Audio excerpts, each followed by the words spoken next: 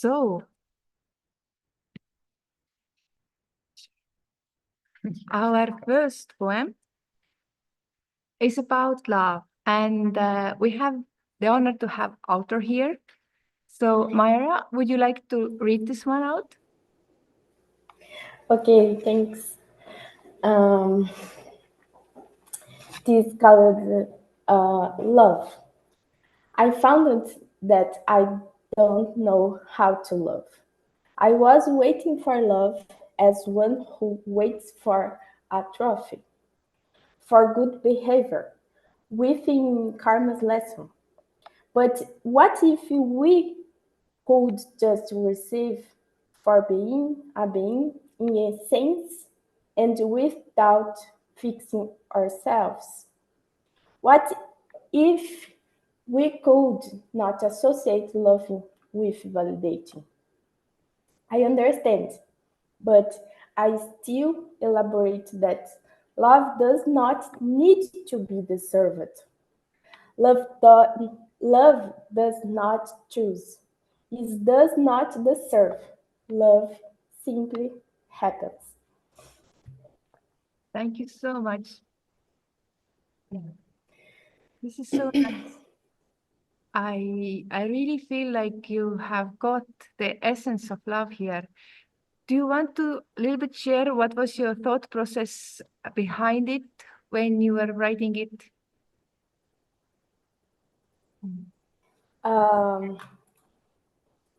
Arthur, can you help me understand? So Yes.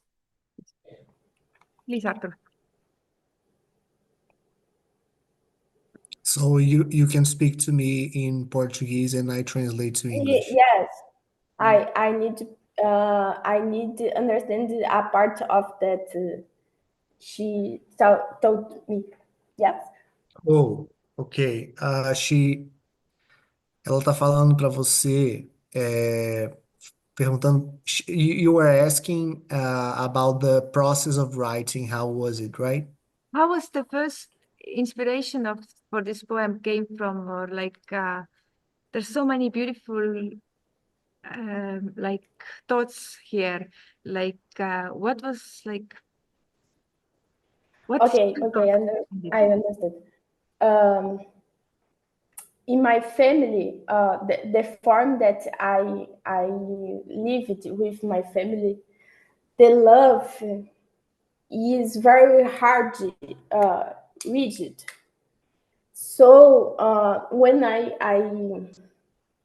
more old, I stay think about the love because love is this. Love's don't is hard. Love is calm. They're not a form, a rigid. So I don't have answer for this, but I believe that some questions is difficult questions and need elaborate the life living making because the answer is very hard, difficult, but very very necessary. Wow. Yes, thank you. I think this is like one of my favorite quote is in the end, love wins. And this is like you said, love simply happens. You don't have to force it. You don't have to make it like all this conditioning. But maybe we have to go through this journey until we can finally reach there. Like we need to go in a hard way. So in the end, we will appreciate how beautiful it is. Yeah. Thanks. Do Do others have also comments about this poem? I think it's a nice poem.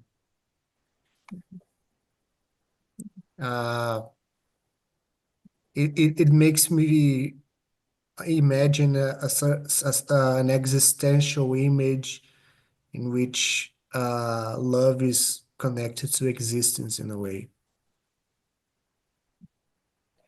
When we learned about the karma's lessons, I think that everybody uh, learns about the karma's lessons and associate with love. If I will be a good person, a good life, I will got love. But this is love is this is very, but I hope that one day I find the answer for this, because this stay in my mind every day. This is so nice. I think it is like this is what we are all aiming for, because I understand how the oneness Theosophy is teaching that all humanity is one brotherhood, we are all one, and behind that there can be only love. There can't be really any other feeling than love in the end, like where all the wars are fought and all the deeds are done, then in the end there must be only love. But that you have already this, like, to understand that love does not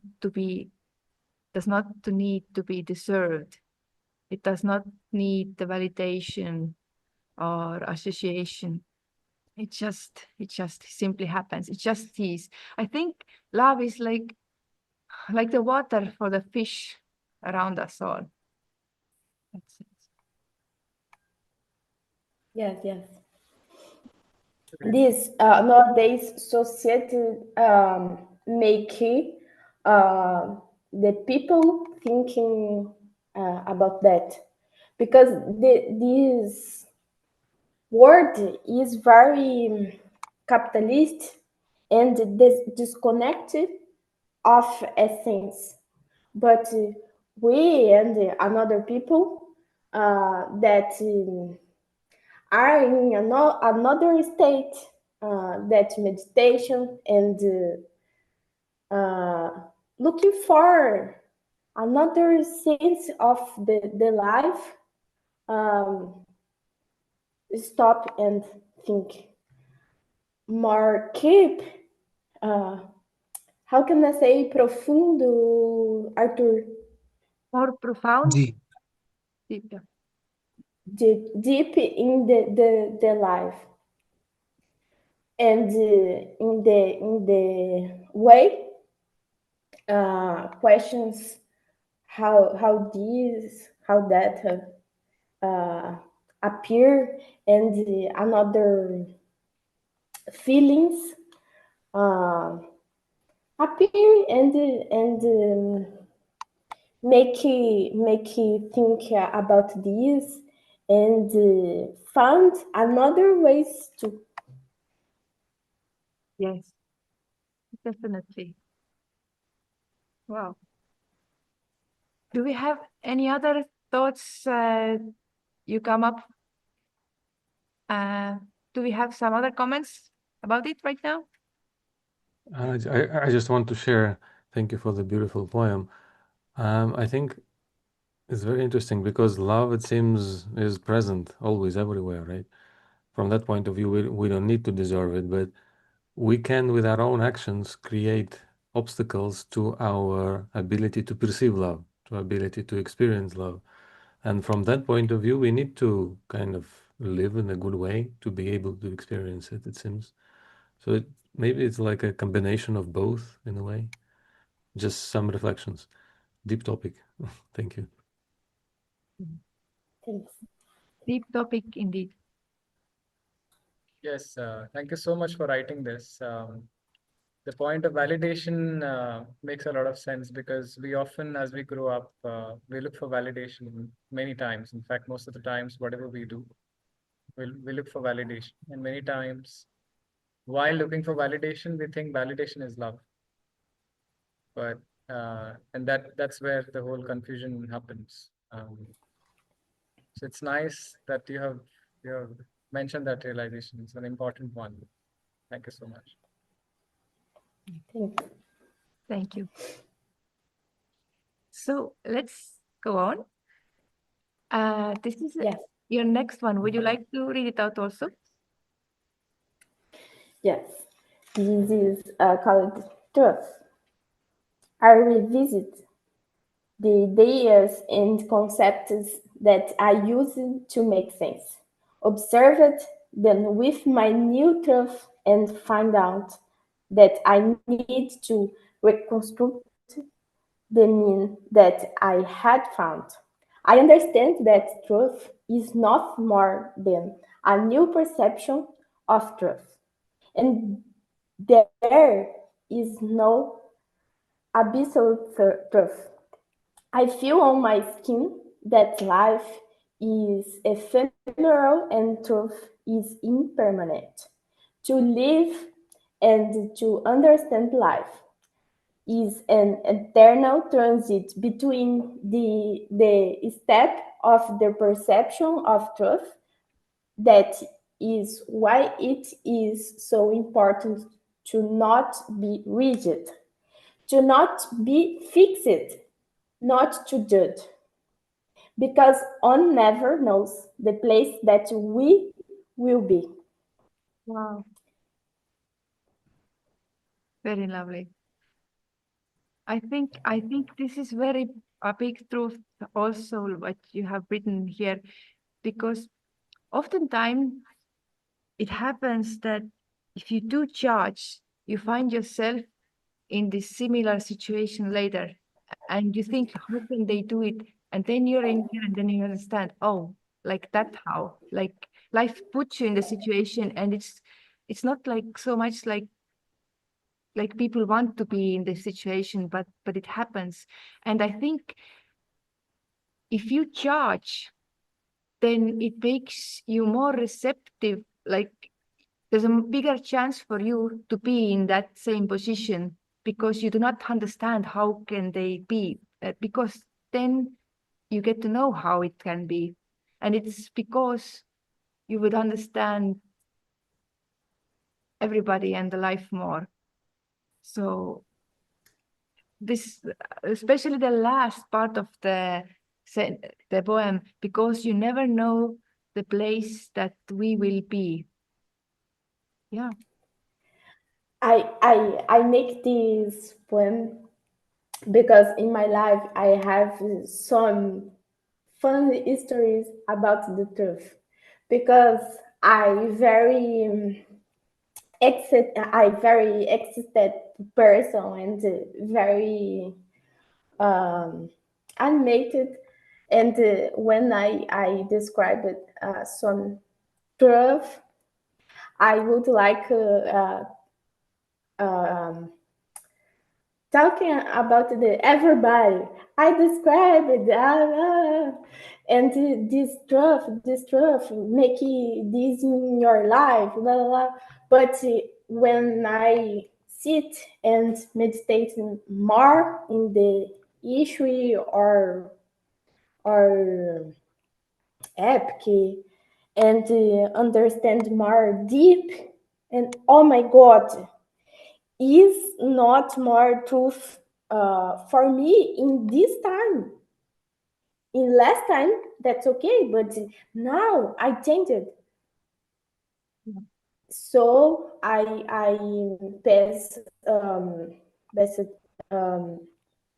not talking for everybody, because each person is in the step or state in the conscientious about the life, and we need to respect this, and we can Arthur, help me. Dar apoio para as pessoas, mas não impor as ideias. Support people, but not to force the ideas. Yes, thanks. I totally agree. It's like we are all a process of becoming, of understanding it more deeply. And what is, like you said, what is my truth yesterday is maybe not my truth anymore today. And that's why I cannot say that my truth today is the only truth for somebody else. Because we are all changing. We are not the same person we were in the morning. Like sometimes it's not so drastic change, but every once in a while, there's like periods that's so much happening in our lives that we really see things the opposite the way we actually saw it before, because we understand more. So I feel this is really nicely said. Understanding the truth is nothing more than a new perception of truth. And there is, I don't know if there's not an absolute truth, but we perceive truth as like a different steps or different layers. And to live Yes, for this I believe that is very important to respect it. My process and the process of the people, because in this time is a truth for them.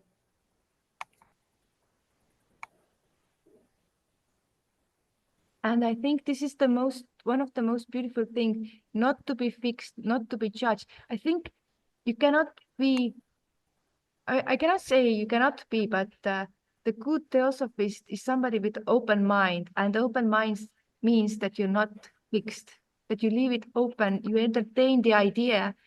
Yes. They say the intelligent person is one that can hold in their mind two opposite ideas at the same time, and not like saying, oh, this is the one and this is not, like you can think about. Yeah. Do you met Krishnamurti?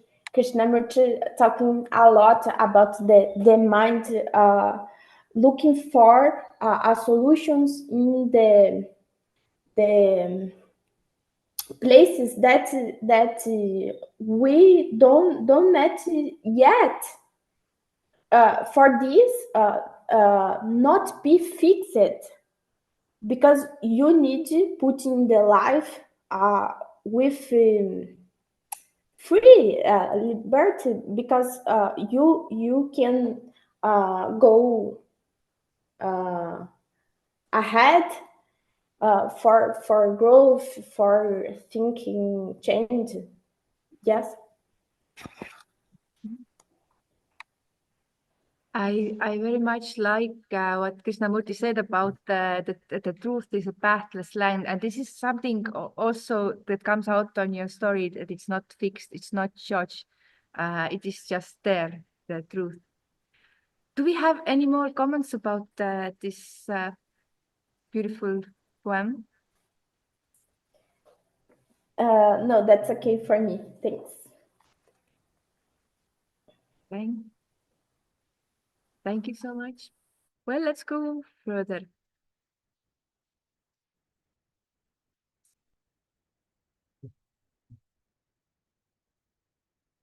Okay. So I read this one myself.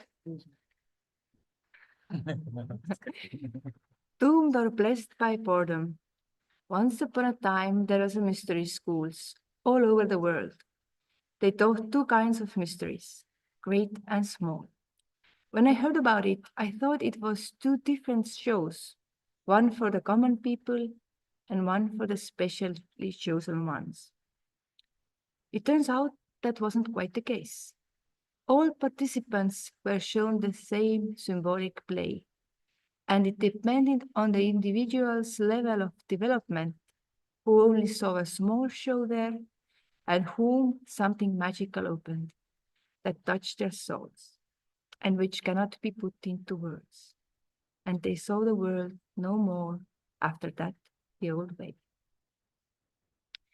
They say there are no more mystery schools, and nowadays people have to themselves go to their self-initiations.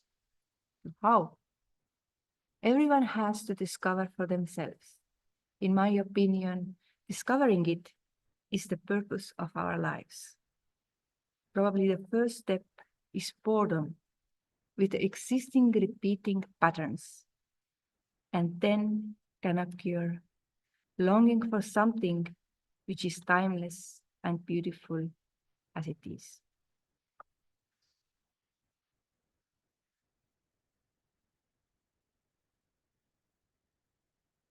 I can. How do you define boredom in the spiritual life? I feel boredom is something that is needed. They say for the children, you need to let them be bored. So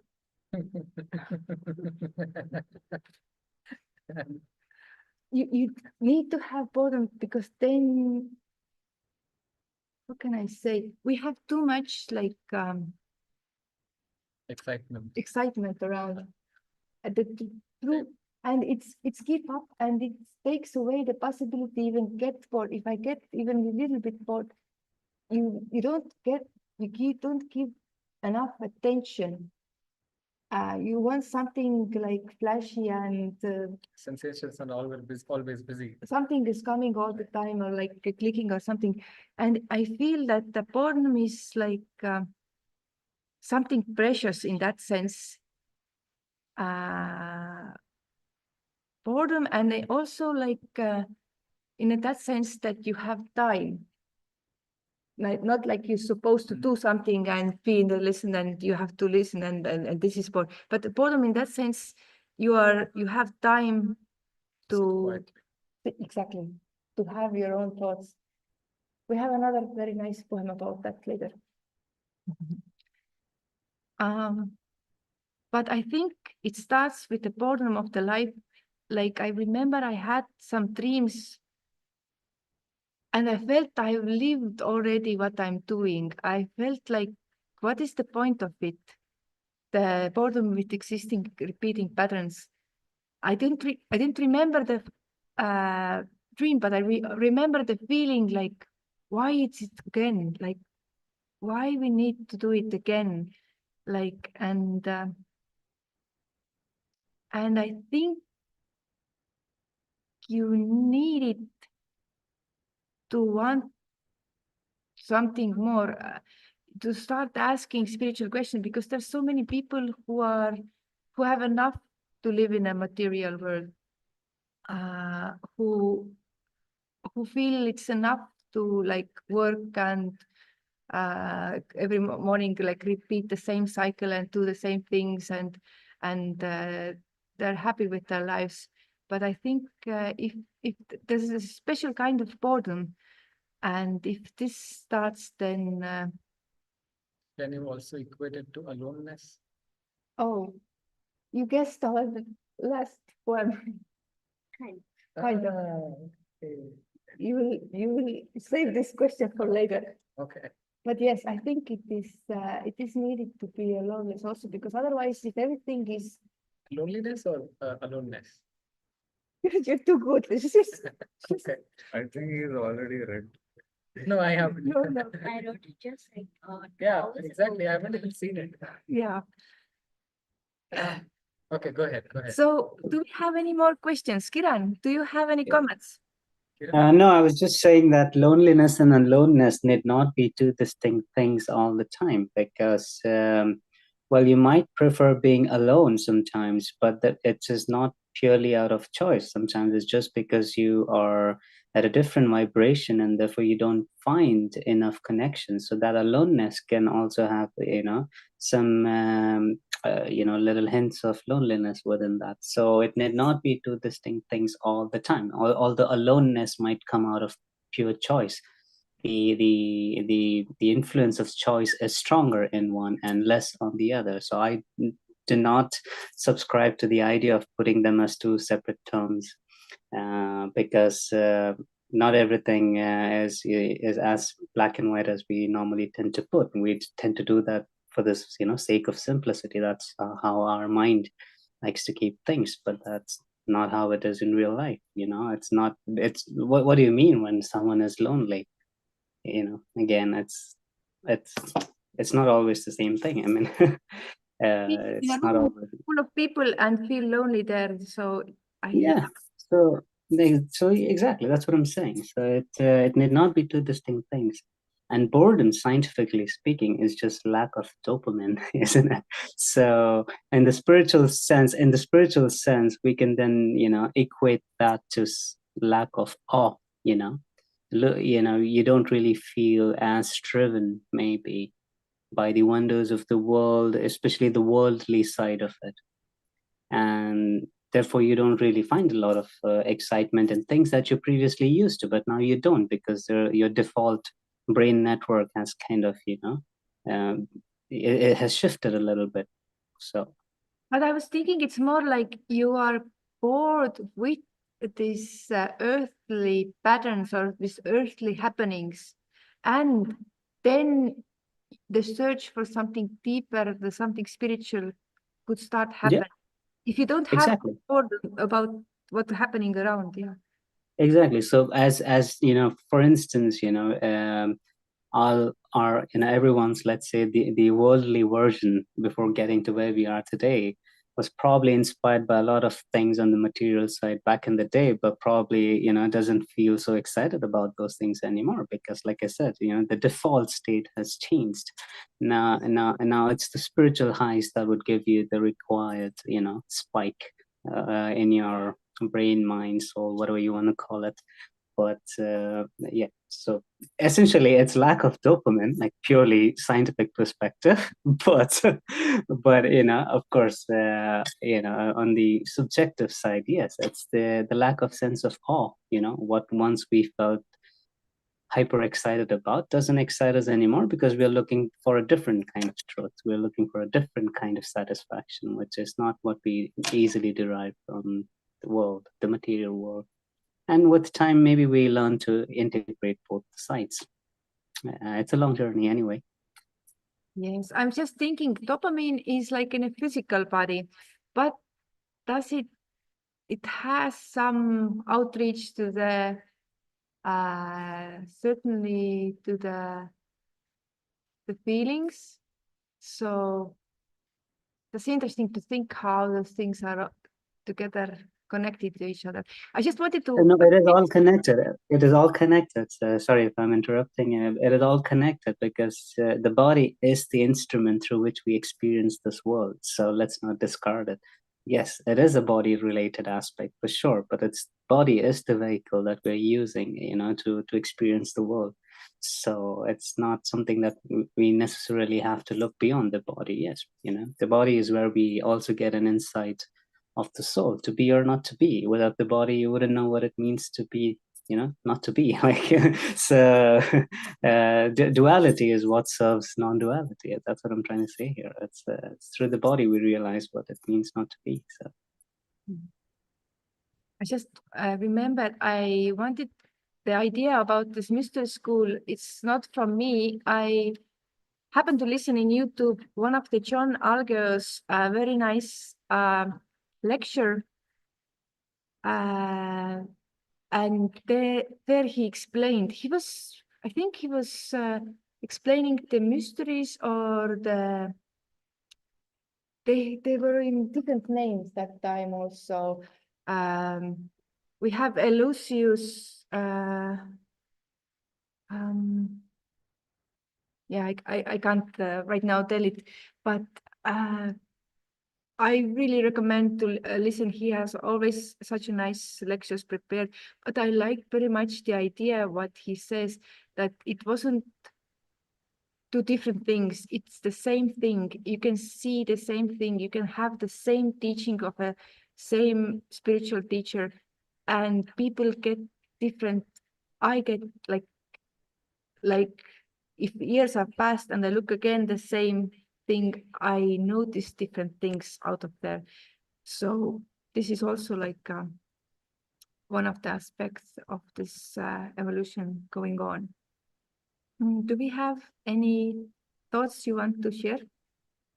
I just wanted to share about this very idea that you talked now. I think it like illustrates beautifully that it's not that someone chooses us, it's that we choose ourselves by our life experience and karma. The people who are responsible for the mysteries, they can identify. But it's not that they appoint someone, it's they just see who maybe is prepared more or less. It's like a little bit like in this wonderful Indian epic stories of Mahabharata and Ramayana, when a wise man, a sage, curses someone and says, like, this is your curse to do this and this. First, it may be shocking, but then it seems to me that they just read out the karmic script. Somebody does something, and the wise man says, well, here is the consequence of what you did. And it's presented as some curse, but it doesn't come from the sage. It comes from the actions of that person. So here also, I think this idea is conveyed in these lines that you wrote. Thank you. Thank you. What are mystery schools? I don't. So mystery school in, I don't know, like thousands of years ago, or like there's a script that there was like mystery schools. And this is what I've heard. I don't have experience it myself. But I'm thinking if it's been there thousands of years, then we all must have some experiences with the previous life. And I feel like we have this major ursa, or how you say, like big bear, or I don't know, like and I feel like very connected for some reason with that constellation. And I don't know I have not yet learned something, but I think there's something that I've learned previously, because but I know that there are, with this constellation, there's something like also mysteries going on. So mysteries was, I would suggest to look at the John Alveo's video about it. But basically, in old times, they gave like the spiritual teachings, or like about the spirit world in those. And It's like Theosophical Society. yeah, Right. but they didn't have books, or they didn't have like Yes, things. they have masters. You have a play and you watch it, and then something opens up there, or you have some kind of experience. So this is how I understand it. You can read secret doctrine, and you can have like a minor doses of this kind of experiences. That's why it is important to keep this group of young Theosophists. No, in the context, no, I know there are mystery schools, but in the context of this poem, you're saying it is not important that mystery schools existed or didn't. That's what you're getting at. Right? No, once upon a time there was, and now they say that they are no more. So it was a matter of perception, Yes. your own perception. Yes, it matters how much you were ready to receive what was shown. Like I think one of the most important mysteries was Eleusis. I don't know if I say it. You know the Persephone, the one. It's a Greek tradition, right? Yes, exactly. Mhm. What's his And name? I'm so bad with the names, but Persephone, I think, was Stephanie. Persephone. And the story of, so they were making the story of how he goes under the, if you know about this Greek mythology, she was like the daughter of a goddess who was responsible for giving us crops and taking care of this world, but she was stolen by the underworld god. And when she was not here, her mother was grieving her so much that all the crops will died and people were in hunger. So they went to Zeus and asked to get this Persephone back. But they couldn't because some things have happened there. So in the end, they make a compromise. Half the year, the Persephone is in the earth, and half the year is under earth in the underworld living. And that was a story about how the cycles come, because we, like, at least like some latitudes where I live, half the years we have snow and we don't have crops, and half the year we have crops. So it's actually a story about cycles. It has like hidden meanings inside. So if they are showing this one grain of crop, that there's like some people can feel like a lot behind this story, and for some it is just a nice play. Actually, I've been reading like a series of books about the Greek gods. So yeah, I did come across this story in one of them. And you like it? Yeah. Okay, very good. Very good. So I think we can go on. Let's see what we have next. Oh, Arthur, would you like to read? Yes. The moon. The moon is amazing. It reflects the image of you. It changes tides. It makes lots of sense. Its beauty can be seen. The moon relaxes. So this was a poem in which I explored the theme of the moon. And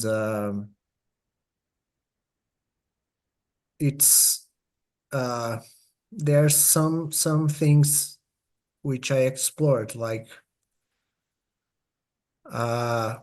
can the moon be amazing? That's the verse. The moon is amazing.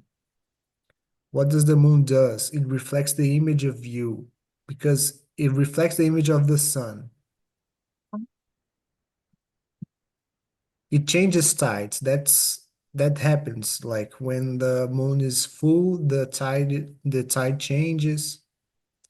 It makes lots of sense. So maybe there's reason behind the moon, and maybe that's astrological, scientific. Its beauty can be seen. We can see the moon at night and at day here in Brazil. During the day, we can see the moon as well. The moon relaxes. Like maybe gazing at the moon relaxes.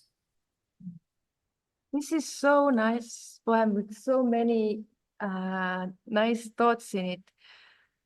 The tides, also that it is relaxing, but at the same time, the full moon can be opposite of relaxing. It could be like a lot of tension in it. So I feel moon has a lot of to do with the cycles, like we just talked about in the last one. That moon is like a symbol of cycles, growing and coming and growing and coming back. Sun is always like shining. When we see it's always shining, but the moon is all the time a little bit changing. So in that sense, and it reflects the image of you. That I was wondering, because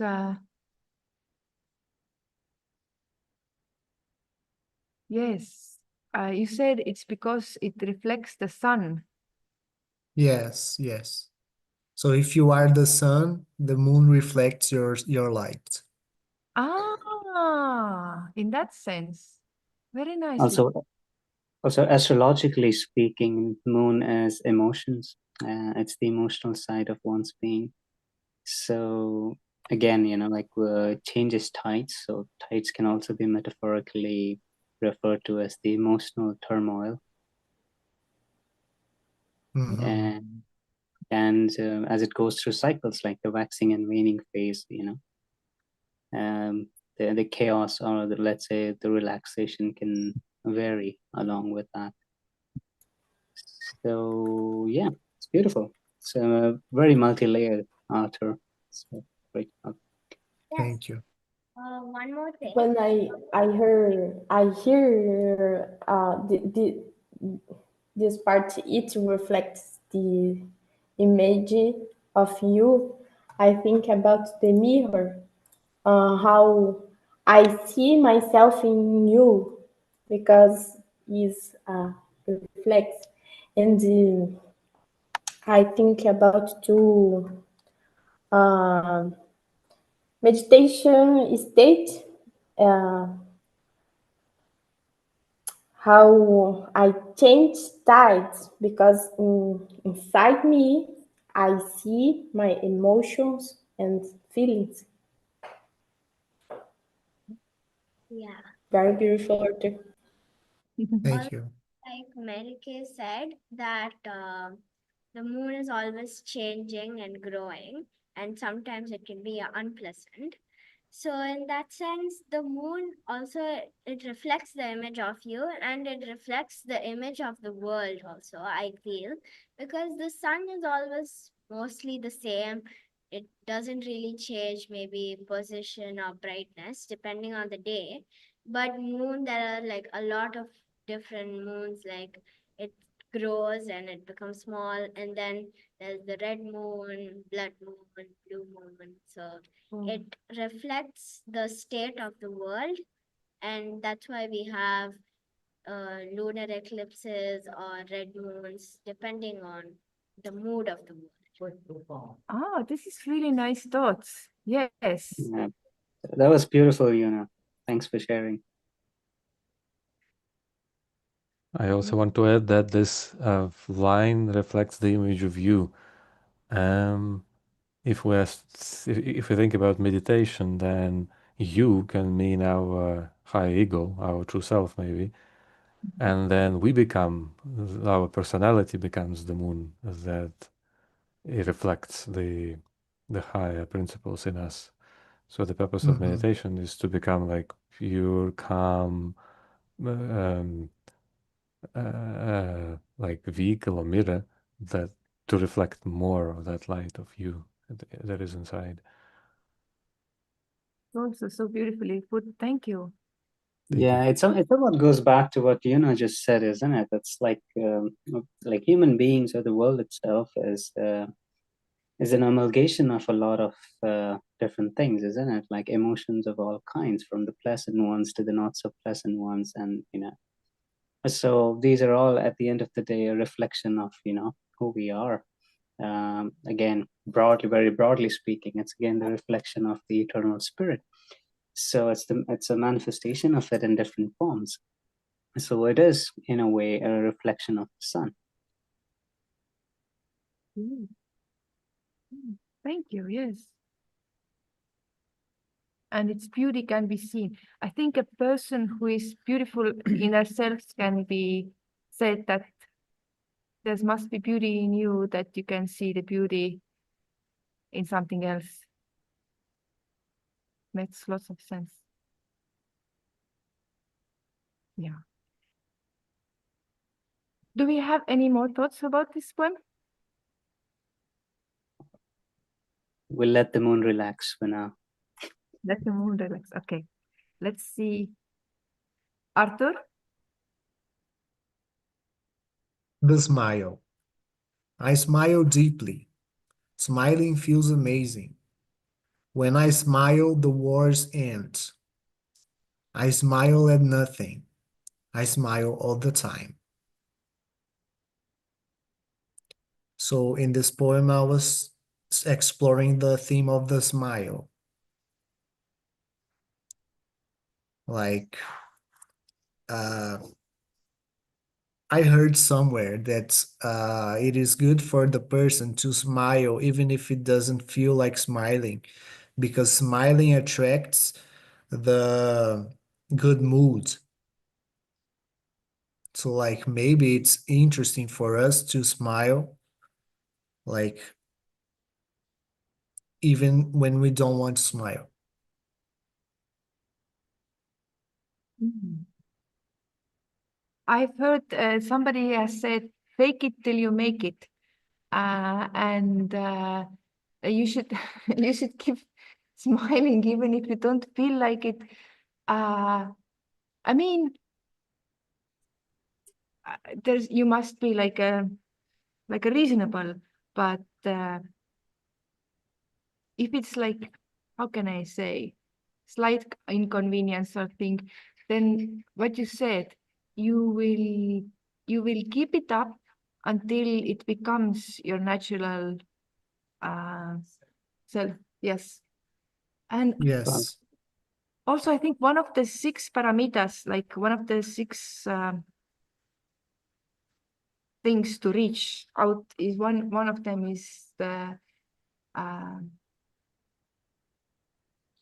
like, I know the Estonian words, but like kind of happiness, whatever happens around. And I think the smile is how you show it to the world. Yeah, a long back, I read a quote when I was a kid. You know, it was at the back of a notebook. I don't know who it was written by, but it said that smile is the universal language. So, at least from a human-centered, you know, point of looking at things. I mean, I wouldn't say, you know, maybe I don't know how a lion will you know respond if I smile at it. It might not always respond kindly, but at least from a human perspective, it's a universal language. You know, it goes beyond all castes and creeds, and you know, even if you don't know the language of the people, but a smile does speak a lot. So I really like that line where Arthur said, "When I smile, the war ends," because a lot of times smiling just, you know, lessens the tension in the room. People naturally feel comfortable and connected.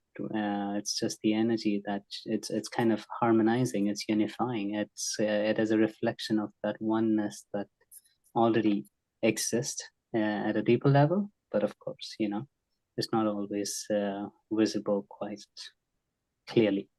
But yeah, so it breaks that barrier. You know, people just feel more safe and connected. So the war ends. I think that's a reference to the lessening of tension when one smiles. Because wars are beginning in ourselves. And when I smile, when I sincerely smile, the war ends in me, and then Yeah. All worldly conflicts are anyway a representation of our inner conflicts, because you know, as long as you see a difference with them, you're likely to see a difference with that. If you are intolerant of your own faults, you are, you know, equally likely to be intolerant of other people's shortcomings. It's the inner separation that always manifests as outer separation and tension. So yeah. do we have any more thoughts? Yes. Lakshmi. Yes. So actually, I really like that line again where when I smile, the walls end. Because I think even like all the enlightened beings, if you see, the way they are described, they are always described as if, uh, even in like tough times, even like in like war or when someone is coming to attack them or something, they just have a calm smile. And after that, you know, they influence the others with that, and that's how they are portrayed. You know, like all these, I mean, all the verses about enlightened beings also, they say that okay, they gave this calm smile out. So I think that is the way they are saying that we should be at the end of the day. You know, whatever happens, just give out that calm smile. So yeah, I like that.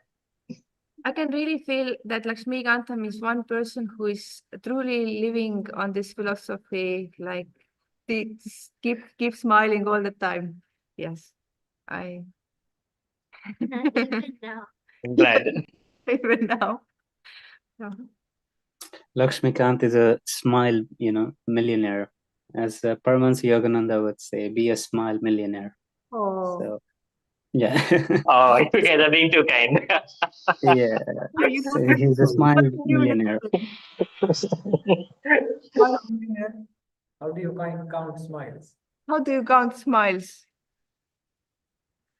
You don't. You don't. You just experience them because happy people don't count.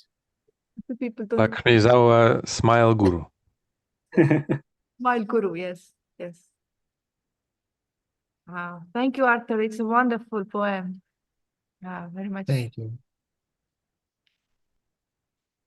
Let's see. Oh, Brandon is not here. I'm thinking, Sviatoslav, would you like to read out this one? Yes, okay. So it's called Thy Sin Be Mine, My Merit Thine. Beautiful.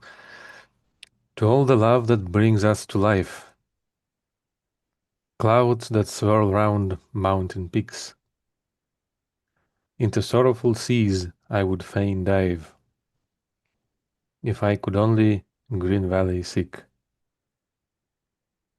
But lonely pines can never feed the heart that longs so much to free from darkness trapping the divine seed, to let its beloved godly be.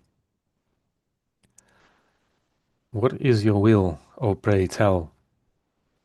Die once I did to follow you, Lord. Do it again and again I shall. With heart's blood this service I bought. Only to beget love's dreadful woe, to live in death and die alive. Yet I lay down my heart and soul for all the love that brings us to life. Wow. Very lovely. He told me that he wrote this poem sometimes of his when he some years ago when he has some hard experiences in his life, but it's like very, very beautiful. All the love that brings us to life, and then for all the love that brings us to life. Because it is love, like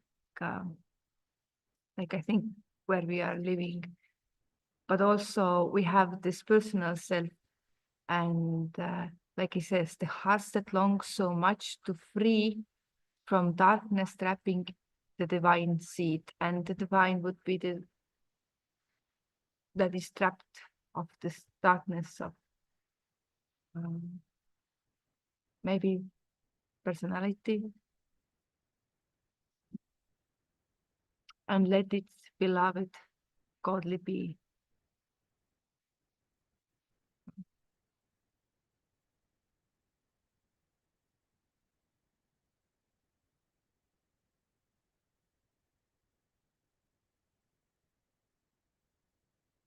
To live in death and die alive.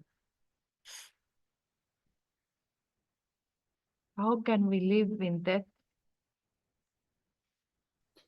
and die? I think there he is referring to the, when we are living our lives devoid of any spiritual, awakening.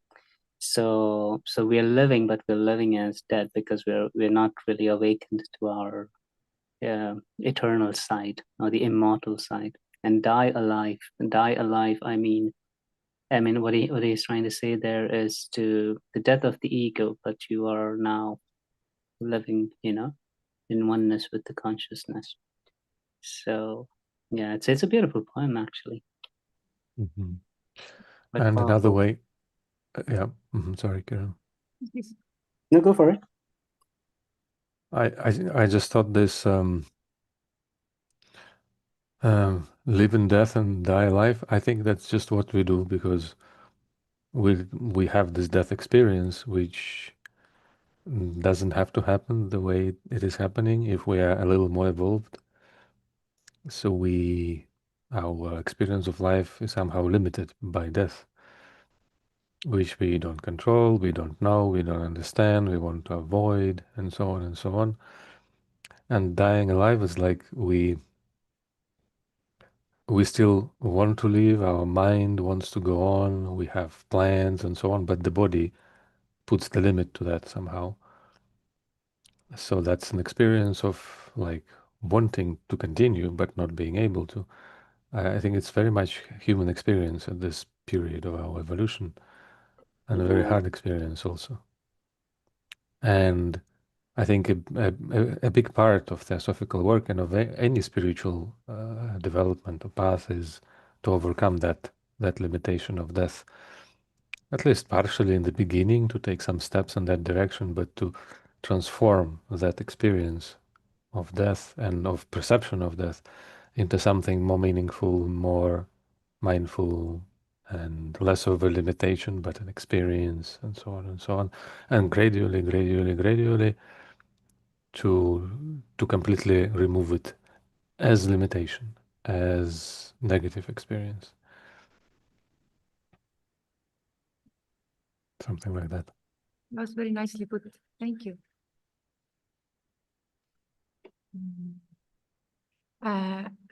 Do we have any more thoughts about this poem? I just find those lines very powerful, you know, where he said, "Die once I did to follow you, do it again and again I shall. With heart's blood, this service I bought." So yeah, it's what our spiritual journeys entail, you know. Essentially, it's this constant process of, you know, coming alive, dying again, rediscovering ourselves constantly, and you know, that's our constant search for meaning. But then, of course, in the end, you know, as he concludes, to live in death and die alive, yet I lay down my heart and soul for all the love that brings us to life. So yeah, it's quite a beautiful poem.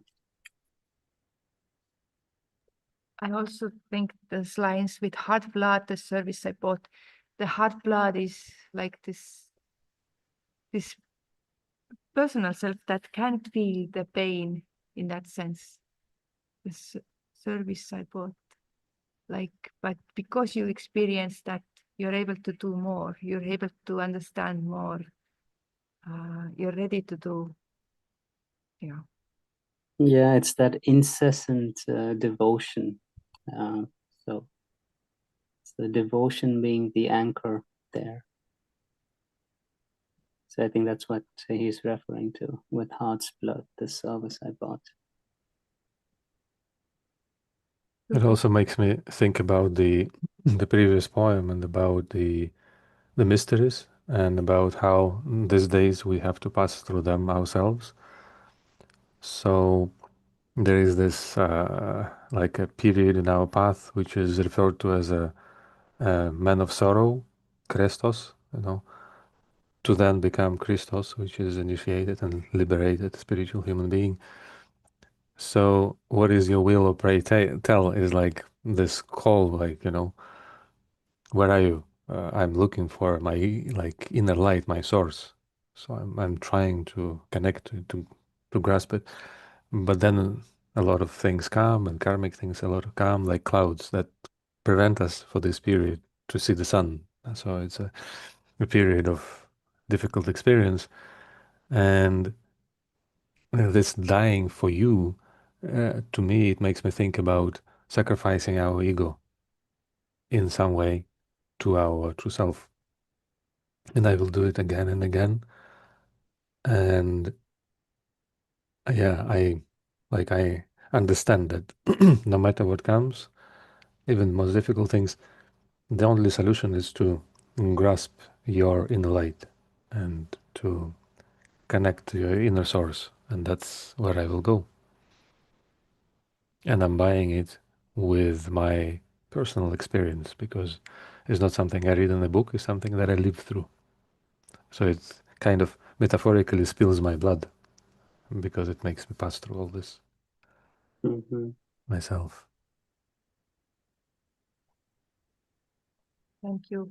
That was really nice interpretation. Yeah, I think there's there's another layer to that, which is probably more on the worldly side, but it still is pretty pertinent here. I think to live in death is also like how sometimes we have a lot of wishes and desires and dreams, but then for one reason or the other we tend to suffocate ourselves, so we're not quite living fully. So that's living, but it's kind of living dead. Die fully is when you kind of plunge in with all your heart and soul.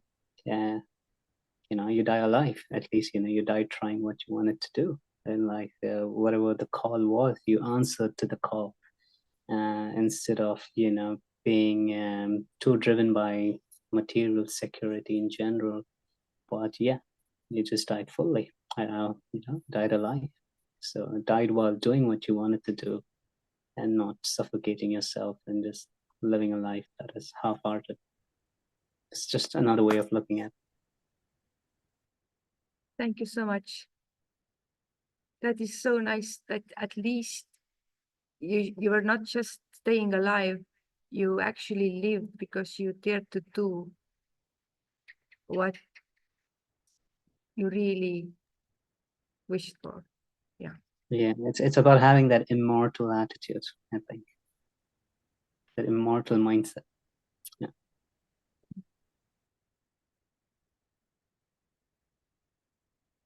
So if we don't have any more comments on that, let's go to the next one.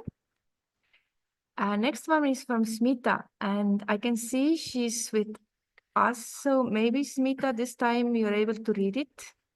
Would you be able to read it? Smita? Yeah, Mary. Oh, lovely. Yeah. Yeah, I'll read.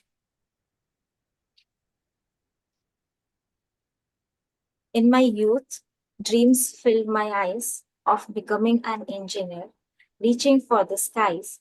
We owned a piece of land, our family's treasure, but my father sold it, a sacrifice beyond measure.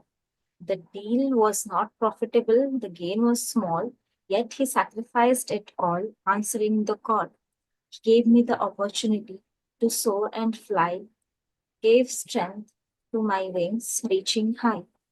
His sacrifices, limitless and selfless, I see now clear. He gave of his comfort, his future, his dear.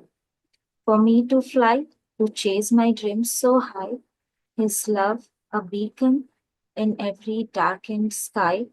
Now, as an engineer, I look back with tears at the road he paved despite his fears. His love, his sacrifice, an eternal flame in every success. I carry his name. Thank you.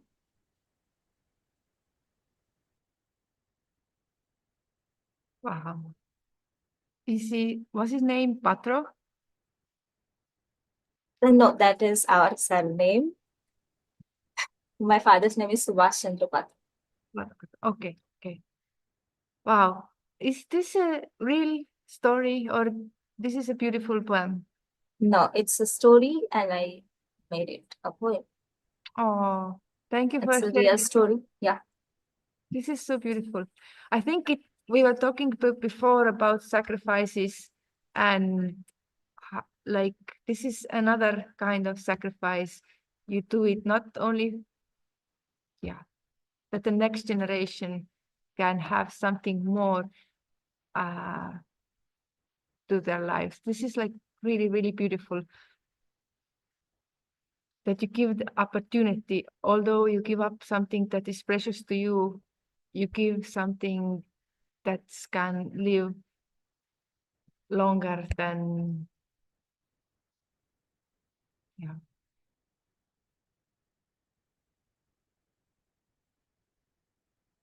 And this is like this action of giving and doing it. And now Now, if you become a famous engineer, you can. Erika, don't appreciate so much. I'm not a famous engineer. I'm just an Not yet, engineer. not yet. There's time. You're young Theosophist. There's time. We believe you. Okay, thank you. But this is a beautiful thing. At least you're carrying his name and you're giving it. You're doing the sacrifice, and but the power or the impulse of it can go further, surpass you, and if you become a good engineer, you will help many people, and what he did would touch so many other lives. So I think it's very good. Yeah, somehow I work in a healthcare industry. So I hope I'm doing something good. I mean, I don't know, but yeah, somehow medical equipments handling and giving trainings to the doctors and users. Yeah. I think even if we got little out of this land, the thing that you giving out, he gave you the possibility to help so many. So I think it in karmically, it was a very good action that will come back to his life in later. Yeah. Yeah. Thank you. Do we have some more comments about this poem?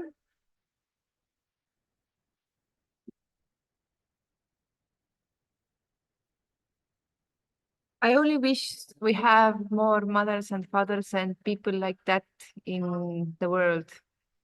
Yeah. May he be blessed. If you don't have much more comments, then we can read the next poem about from Yuna. Yeah, so Come a little bit closer.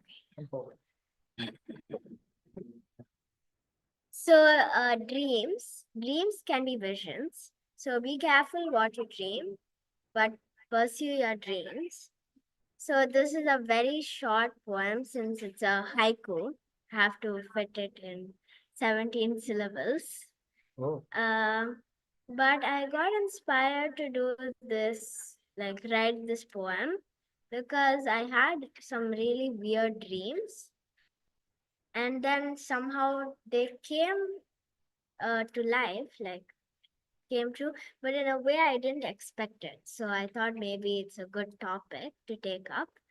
But now this, so be careful what you dream.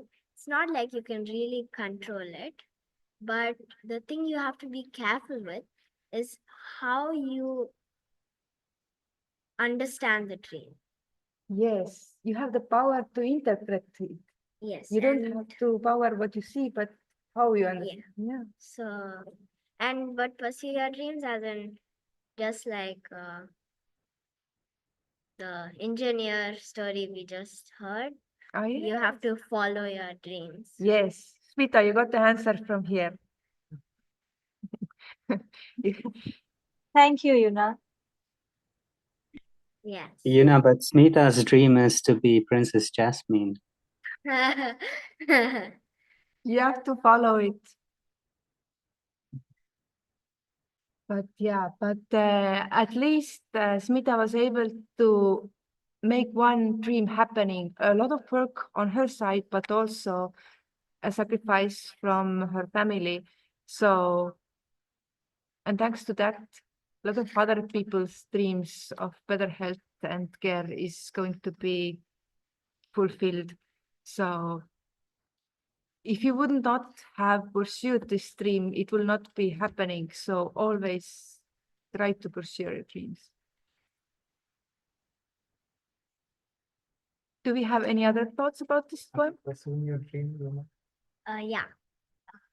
I have many actually, but I want to, one by one. Yes. One. Best ones for later. Best one. I will start with the best. Maybe you should pursue them, as and when they show up, So whenever you get a chance to pursue one in the moment, whatever feels right in the moment is the one that you should be pursuing. Like kind of harmonizing your efforts with the universal call. Yeah. So do we have any, Lakshmi, please?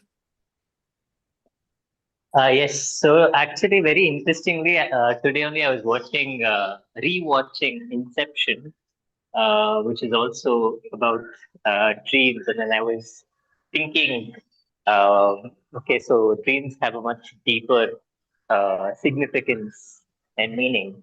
So it's very interesting that Yuna had also written about dreams, and it's quite powerful because she's written about how it can be visions. So like it's much deeper. I mean, lots of times we try to interpret our dreams and all that, and sometimes we feel that okay, probably just a normal random dream, but many times there's also this probably there might be visions there. I would really like to know uh, what kind of dreams Yuna had and probably what inspired her to write that they can happen, in a way they can happen. So very interesting topic. Sometimes they say you should not tell your dreams until they happen. That is true. Correct. So yeah, Yuna, absolutely up to you.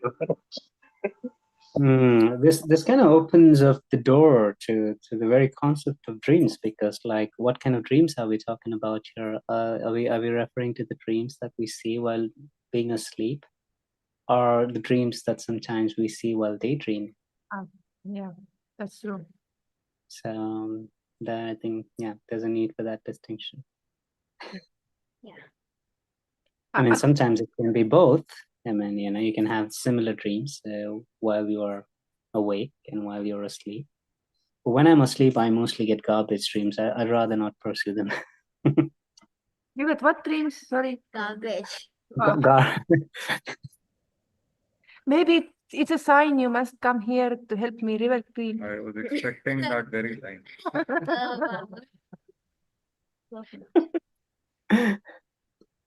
I see. Yeah, maybe it's a call. It's a divine call, Mary Kay, to help you with your cleanup mission. Maybe it's America working at night, sending you dreams. Yeah. Oh, For you yeah. to put America it is away. exactly. And the second line, Kiran, be careful what you dream. But mine's mostly garbage, so I'd rather focus on the dreams I see while I'm awake. Oh yeah. Oh, and also there's this concept of inception that I was looking at with the movie Inception, where you plant ideas in the dream. So Yes.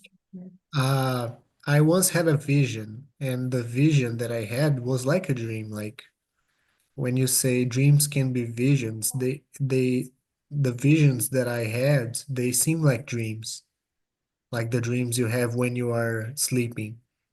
Mm. Very nice. Yeah. Is this also goes for you that that you want to pursue some of the visions you got? What? That you want to make some of the visions you saw true, to make them happen?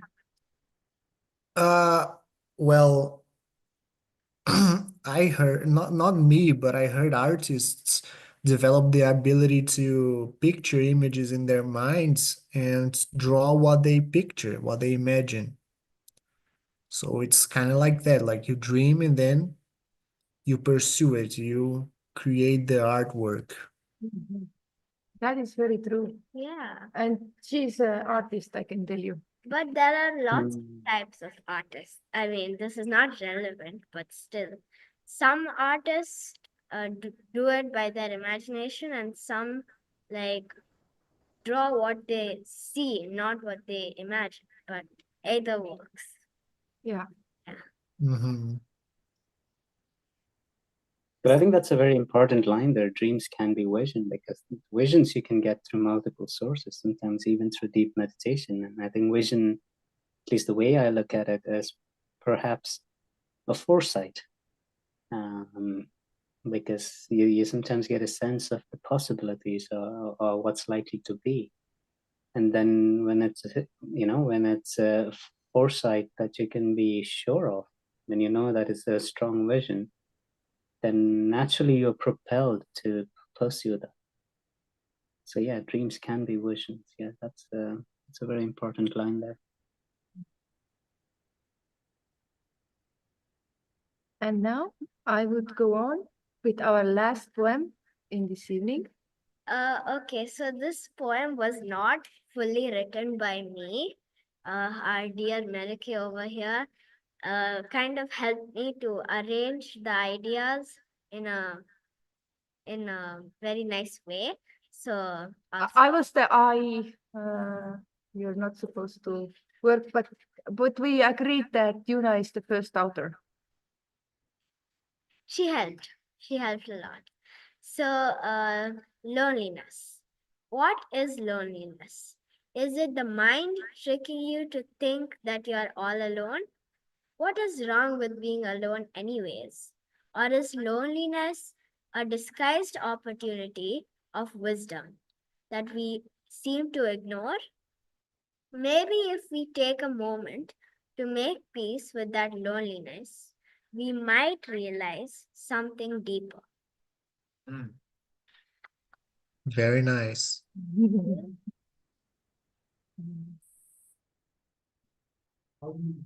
Have you experienced loneliness? Well, not, yeah, but people think of loneliness in a bad way. If it's in a bad way, then no, I haven't experienced it. But in a good way, yes, I have. Yeah, it's like difference between loneliness and solitude, I guess. And about loneliness, I mean, if you cannot change it really, and very often we cannot change it, then it makes sense to make maximum use of it anyway. So that when the cycle changes and next experience comes, whenever it happens, next day or next life, then we are like more evolved for that better experience in future. And then when you are not lonely, still we are not satisfied, it seems anyway. There is still something that is in us that prevents us from being happy, like our inner factors of our mind. So makes sense to focus on them, and being in solitude, being alone, gives very precious opportunity to focus on those factors and remove them, so that you are happier anyway in future, I guess. Something like that. That line there is loneliness, a disguised opportunity of wisdom that we seem to ignore. Well, opportunity of wisdom, maybe, may not always be the case, but it definitely is a portal through which you can know yourself in a way, know your vulnerabilities, know the patterns that you are personally trapped in. And that maybe opens up the doors to wisdom, but I think essentially it just kind of unravels your own vulnerabilities. At least that's how I would put it from my perspective. I saw a video that was like a guy, I think he was Buddhist, saying that when the experience we have is pleasant, we carry the value of it, and when it's unpleasant, it makes us learn. So like it's, I think with being alone can be the same thing. If you like it, maybe it's like a treasure, but if you don't like it, it's like a teaching for you to learn something. Yes, and if you actually are learning the lesson from this teaching, it might not repeat, or it might repeat to see the test if you have really learned the lesson, because those things are happening. So, like you said, so you would learn from them. I think Annie Besant once said, out of her life, she will not change any bad happenings, because those were the ones that make her who she was. The good ones was just for enjoyment, but the bad ones was the ones that really formed her. Yes, Lakshmi? Yes. I think when I saw the poem, it really reminds me of what JK says. Like it is very, very similar, where he usually says all these relationships that we have, in terms of siblings, friends, and um, everyone else, we usually are using that as a sometimes a distraction of being alone by ourselves, and it's because we cannot usually handle being alone, so we are being attached to different people, different things, in order to cope up with that ultimate feeling of we are alone over here. So I think it's very nice where he also try to think as if, try to come into terms with the fact that you are in fact alone, and then things will really change. How you look at life will really change, and probably you won't be as attached when you can actually be yourself. And so, like, it really feels like it is JK's words in simplified language. So, and it's really nice to see that has written that. That is one. And I really like how the line is loneliness disguised is loneliness a disguised opportunity or wisdom. I think it relates also to Mary Kay's first one word, golden, in the fact that now in this age where we are having a lot of screen time, phones, like the main thing that is missing for us is that boredom, is just sitting alone by ourselves and not doing anything, from which many innovations have actually come. And many times, like, probably sages were sitting around uh, by themselves, and they probably found wisdom, something like that. So that is something we are missing now because we have our phones and we can easily distract ourselves. So it is like one of the ways in which you can learn about yourself is by sitting with yourself. But when that doesn't happen, then you can't really understand yourself. So I think it's a very, very powerful life. I really like this book. Yeah. Thank you. Yeah, I was just reading my poem to Yuna, and after that she when she felt like she wanted to write this one. So it was I related. got inspired by her poem. Yeah. And we hope you all who haven't written yet get inspired some of those things too, and feel the write out. It doesn't have to be perfect. It just have to be written out. Oh, Yeah. very good. It was there was a reason for this. Yay. But this is our last poem. So if anybody has anything else to say it now. Hello, I just want to say that I enjoyed every poem and what everyone has shared. The Smita's poem is really, really moving, and I'm sure because it's very personal to her. I think she's very brave to share it with everyone. Yuna's final poem, the one that both Merke and Yuna wrote together, I think is every line is every line is gold and not a single word is wasted. Yeah, and I feel like this poem is very important for young people, especially because young people are afraid of loneliness more than others. I guess it depends as well. If you don't deal with your loneliness when you're young, when you get old, it might get worse. So yeah, thank you for the poems. Thank you for being here and listening. Thank you. Thank you all for sharing your poems. Thank you, Kiran, for your wonderful comments and insights. It's mostly garbage, but anyway. I feel this leads to somewhere important. Yeah. Hopefully, great job, Yuna. Your poetry is quite inspiring. I hope you keep up with that.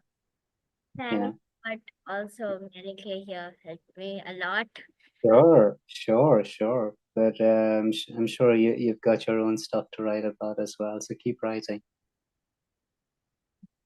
What you wrote initially?